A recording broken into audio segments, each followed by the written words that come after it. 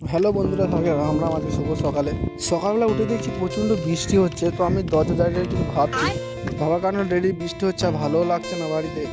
তো বাইরে কোথাও যেতে পারছি না, যেতে পেয়ে গেছিলো। তো আমি চলে গেলাম ওই বাড়ি যেয়ে দেখতে পাচ্ছি কেউ নেই বাড়িতে। মারা খেতে গিয়েছে মরা বাড়িতে মুড়ি। তো আমিও বসে বললাম জামবাটি করে ঝুড়ি নিয়ে মুড়িটা হাফিস না করতে করতে মা ধরে দিল পয়সার থলি আর বললো চলে যা মুরগির দোকানে। তো গাছ আমিও দেরি না করে বেরিয়ে গেলাম মুরগির দোকান যাওয়ার জন্য। যে কাকাকে বলে আমাকে 1 কিলো মতন মুরগি। তো মুরগিটা ওয়েট হয়েছিল 1 কিলো 600। তো মুরগিটা আমি নিয়ে নিলাম, কারণ গাছ মরা বাড়িতে খেতে পারে না। সেটা দোকান থেকে আমি স্যালাড করার জন্য টমেটো আর শসা নিয়ে নিলাম। কিছুক্ষণ ঘোরাফেরা করতে করতে দেখছি মা মাংসটা কষে ফেলেছে। তো কি আর, তো আমি একটা বাটি করে নিয়ে নিলাম কষা মাংস। তো মায়ের হাতে মাংস রান্না, কি আর বলবো। কষা মাংসটা খেয়ে আমি ঝামঝাম করে চান করে খেতে বসে পড়লাম ভাত।